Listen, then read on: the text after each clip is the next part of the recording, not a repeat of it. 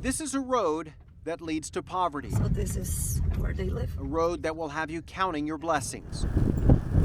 What appears to be half a world away is actually a mere 45 minutes from downtown San Diego. This is the first church that we built. A road that literally dead ends at a wasteland, the Tijuana dump. But this is not just a dump, it's a shanty town, home to families and their children in need who together dig through the trash searching for anything of value. People like Nicholas. He and his children search for scrap metal, and if they're lucky, they'll manage to scrape together about $4 worth of recycling each day. The children know very little of the world outside this dump. In fact, the first time they'd ever seen a camera was the day we arrived. So you can understand that most have never seen the inside of a hospital. Buenos dias.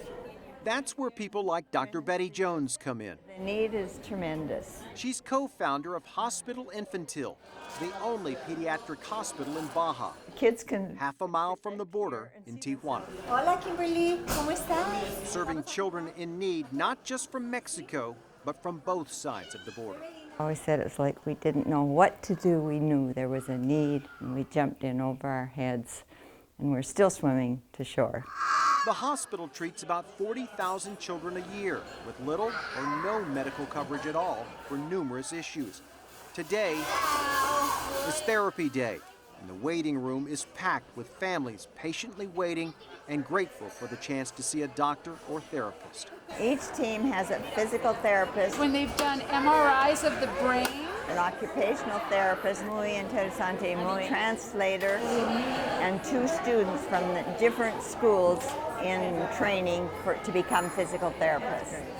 The room is a bevy of activity. One will be perfect. Okay. Let me try. There are hundreds of braces donated for children with cerebral palsy. she had these braces before. We gave them to her before, but they were hurting. So we're going to see what we can do to modify them or give her a new pair. The donations are piled everywhere. Bottles, formula, wheelchairs, diapers, and shoes. Hundreds of shoes.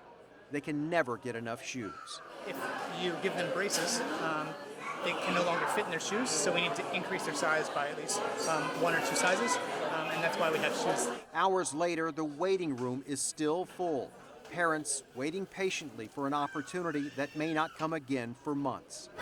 Doctors, therapists, and students happy to serve a long day until the last child is seen. It's a reciprocal relationship. We get so much more in terms of learning from them versus us just giving things away. Before the day ends, a young mother and her baby from the Tijuana dump are escorted in. 5 months old, and this is the first time the baby has ever been seen for medical care. Correct it now or work on it now, and you probably won't have a problem. It's the economic status that really dictates so many other confounding problems.